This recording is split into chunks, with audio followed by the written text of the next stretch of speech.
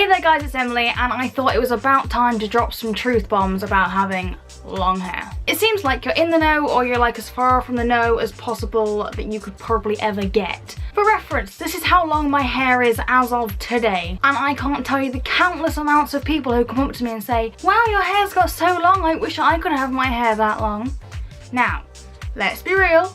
I do love my long hair, or I wouldn't have it. However, there are many reasons why it kind of sucks sometimes, and I'm here to tell you about some, just so you are aware. So here's the truth about long hair from an expert, aka someone who had long hair for most of their life, apart from that one time they cut it all off into a mullet, aka me. Number one, it gets everywhere. Your hair falls out, everyone's hair falls out, but just imagine picking up a long strand of hair that you find on your clothes and it keeps going and going and going. And you know what? That's my experience. Every day, all the time, my floor is covered in hair. My bed is covered in hair. My clothes are covered in hair. Other people's houses are covered in my hair. You know they're mine because you pull them going, is this yours, Emily?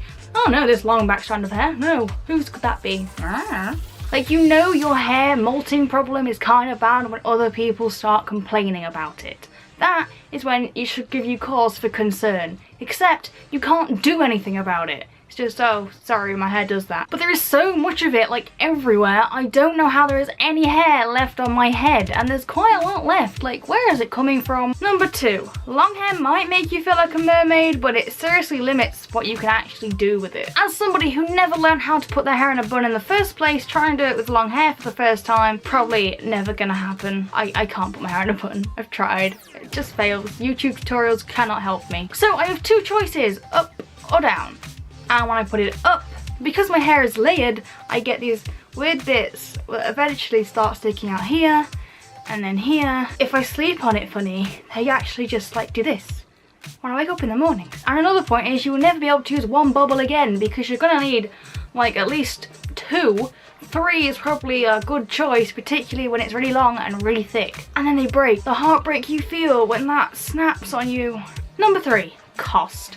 Now, while I don't pay for my own shampoo and conditioner, I can only imagine I go through more than anybody else in the house. Okay, think about how much shampoo and conditioner you use, and then double it. And then imagine how fast I must get through all that. You've got to cover the surface area unless you're like rationing for some reason. And if you are, you probably should just cut your hair off. This is not even mentioning the fact that if you dye your hair, you have to cover more surface area, therefore you have to have more dye. So basically, with the more hair you have, the more you have to pay for it. That pretty much sums it up, and at some point in my life I will find out exactly how much I have to pay for it. And it will be a distressing day. Number four, time. Now let's be real, I'm incredibly lazy when it comes to my appearance. And I give props to anybody who spends more than 15 to 30 minutes on their hair and face. That is a waste of time I could be spending in bed. However, the longer your hair, the longer the time you'll have to spend on it, even if you do nothing else but wash it, because washing your hair makes it wet. Like if somebody invites me out without prior warning and says, oh yeah, get ready and be ready in an hour, and I need a shower, and I mean I can't pass it off, I need that shower because I haven't left the house in many days. I can't commit to being there on time because going in the shower and getting out the shower, it takes at least 10 minutes. It's going on for 15 now, my average is about 15. And then that's at least 45 minutes for me to get dressed and ready, and then I get all this done and my hair is still not dried. Not that you'd be expecting hair to dry that fast, but even with a hairdryer, the best I can do is damp. Without a hairdryer, it's literally just sopping wet. And number five, constantly getting stuck in things. Just when I'm doing stuff, it's starting to get in my way. But it can get stuck in your zips.